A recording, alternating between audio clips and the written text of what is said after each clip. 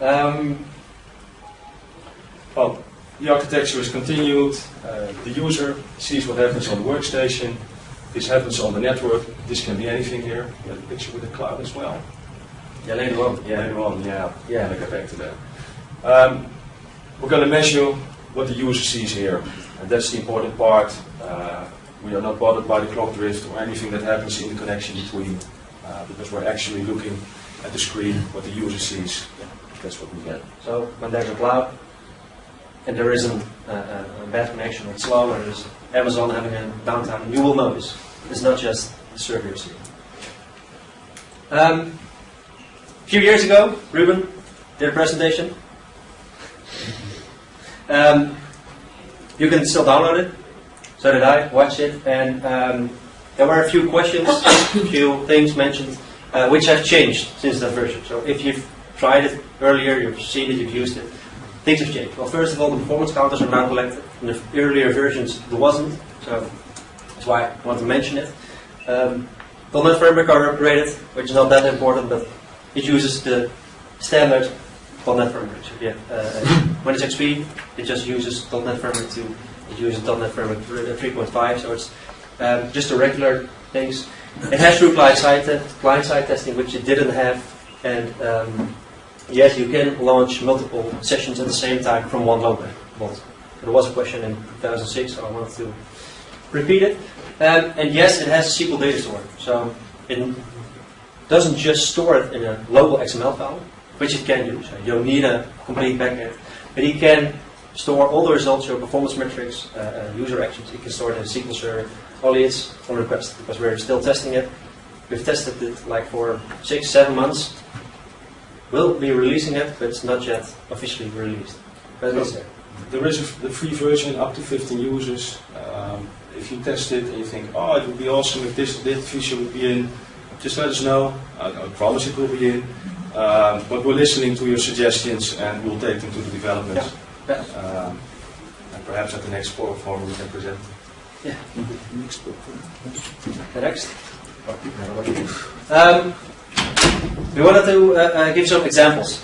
So customer cases we've been, just to give you an idea of, okay, what can you do with load testing? It's not just setting up an environment or validating your end result. There are more use cases of which you can use a load test or a tool for doing it. One of them was recently a large system integrator, which has one Zen server. They're placing it at lots of sites. There was a domain controller, a SCCM server, lots of things. And they wanted to know, okay, I have 100 physical Windows 7 machines, and we scaled it like, I guess it will work, but the deadline was closing, and I was saying, okay, will it work? Okay, so we simulated 125 users with ZenApp. Yeah, we're not going to use ZenApp. We use ZenApp just as a stepping stone, just to simulate the users, log on, user actions, everything. And the end result was, okay, performance was really, really bad on the main controller because it was a backup process, indexing services, and it was a file server as well. So no, didn't work. And I wouldn't have found out if they didn't do it. And two, the network was just an issue. Also for them in their local test environment, but probably at the customer as well. And the side effect was, we were testing the printer as well. And the printer has a ordering system inside it. So after 3 days, the guy comes in, I got a new toner. So yes, you can test your printer ordering process with the load gen. So you can do process testing as well. You can do everything. Another case is with a governmental agency. They had a fairly large ZenApp farm, and they wanted to test the performance of their most important application because there were actually performance problems with it. So we simulated a process in the application, and we implemented the cycle, and we did the test. This application, it was ported a couple of times from different operating systems. It was not really an application we'd like to work with probably. And there were several interoperability issues diagnosed, and the results were confirmed by looking at the baseline testing. And it was repeated again and again until it was good. Yeah. So it wasn't just putting on a load, it was just for repeating the results. And okay, what happens if you change something? Will it be better? Will the problem be solved? Will the performance be better? Another case is customer. They have a complete environment, Zenap 4, and they were fed up with their supplier. They went to another one. Greenfield situation, everything new. Virtualized Zenap servers on Hyper-V, and they had a lot of requirements. Just regular requirements, laptops, mobile workers. One of the requirements was, okay, the performance of our new Zenap environment needs to be at least as good as the old one. So that's not just looking at availability and the other SLA requirements. They wanted that the environment was at least as fast as their previous. So we set up a few tests for a few months during regular working hours, and we repeated the test with the new environment. And the end result was, first time, not even close. Second time, better. Well, the project was delayed by 6 months. Yeah. And at the end, they were close. Performance still isn't as good as it was. They have physical Zenap servers, now virtual.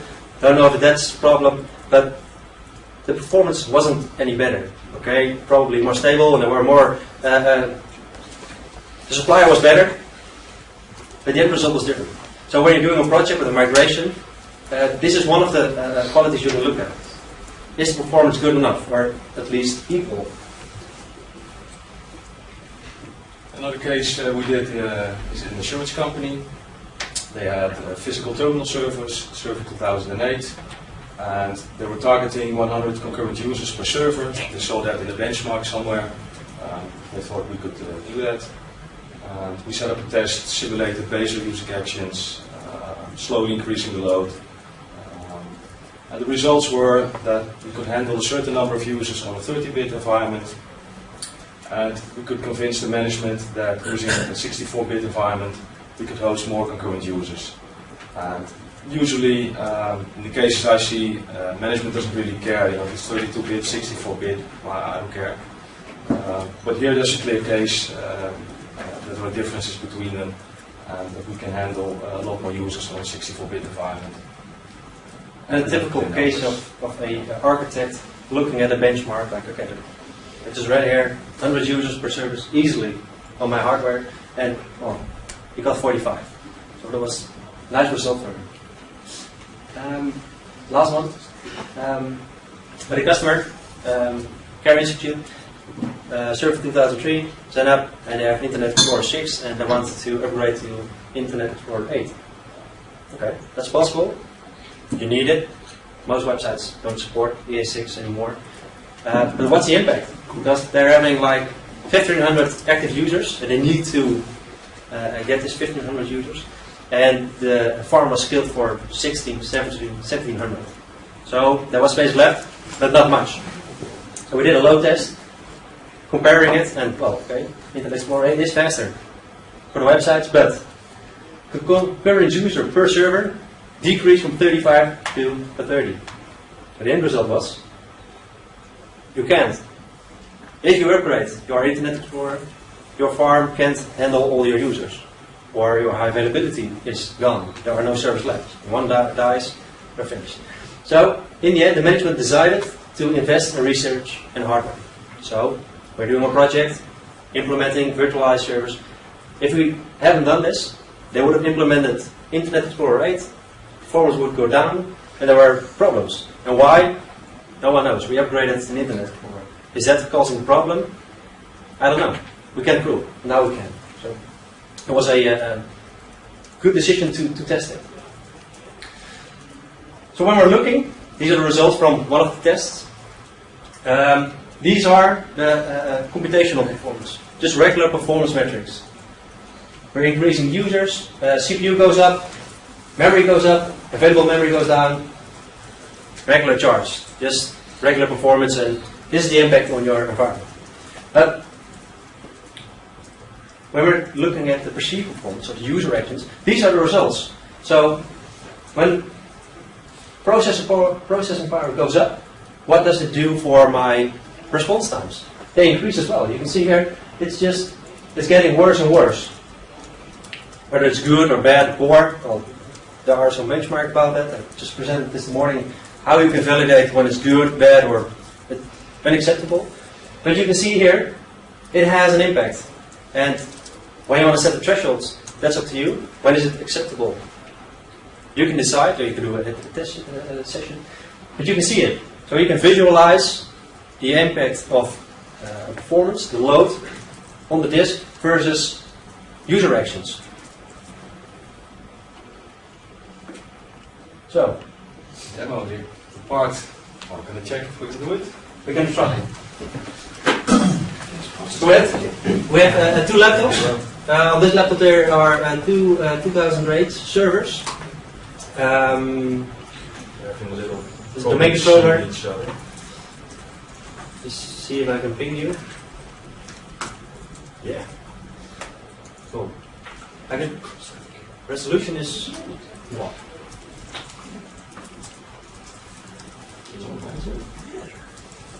That's a good one. I'm trying to increase the.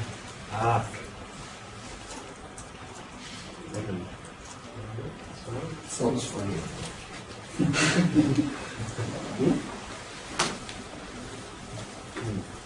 Do full screen.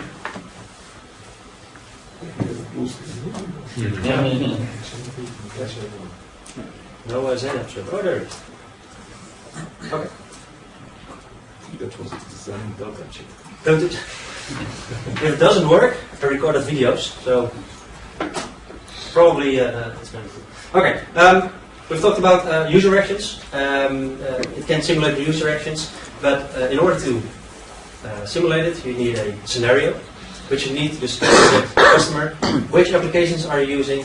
Which actions are you doing in that application? Set it on paper. Decide it with the customer. Okay, is this a typical load? That's the first step. Next step is creating a script. And creating a script, as Neil said, is not here, in the previous session with me, it can be difficult. You need some knowledge about scripting things, and yeah, it can be difficult. So we tried to address it. We tried it by creating a recorder. This is the Dynamic User Action Framework Recorder, or DUAF. I'm hoping that we can rename the name because it's a mouthful. What it does is, it starts a session, just a regular session. And in this session, I can click around and do things. And as you see on the left, everything I do is recorded.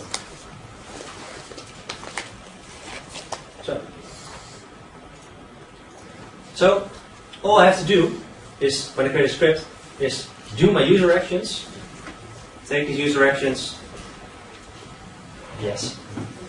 Sorry, I didn't want to be so rude as to interrupt mid-sentence, but I have one question. This looks very neat, but what if some dialog pops up? For example, Windows asks you want to install some updates. Yeah. Will the script be broken by such?